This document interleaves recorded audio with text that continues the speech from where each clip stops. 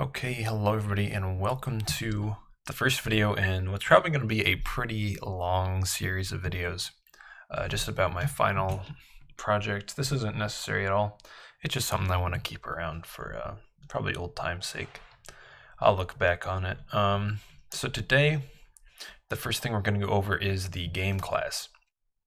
I thought this would be a good starting point because in this main file here that I've just called main, let me collapse all these real quick. Cool.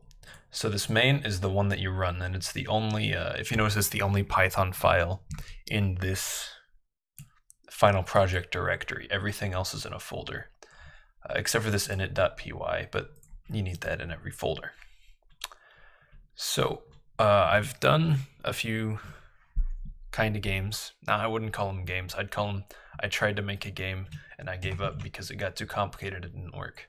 But from what I've learned from watching videos on how to do that, and what I did get through, it's that first of all you need a top level main with folders beneath it with all your content, and your game object needs to be as simple as possible. This is all my game can do. That's it.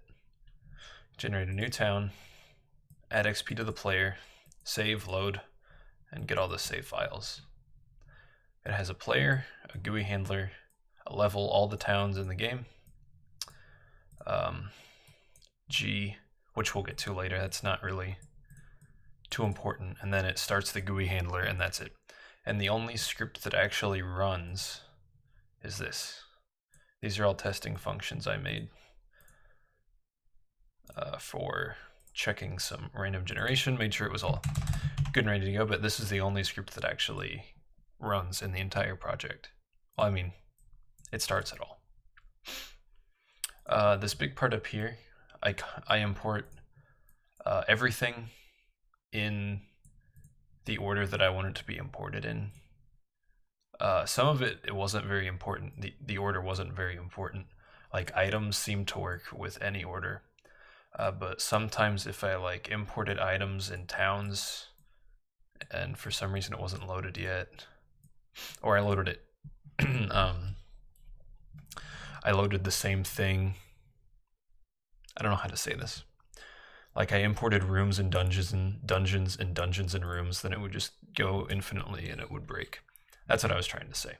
So I couldn't import the same thing twice. Also here I just have some math stuff, pickle, OS, and this D is just the directory of this main file.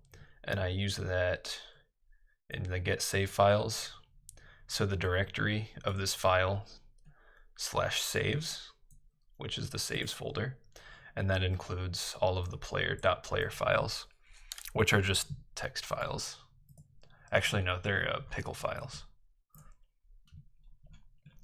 So that's pretty neat.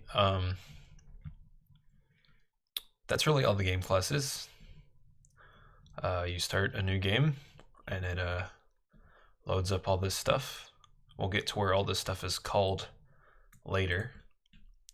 But it sets up the GUI handler, which I think is going to be the next video. So thank you guys so much for watching. Subscribe if you want to see more of this project, and I will see you next time.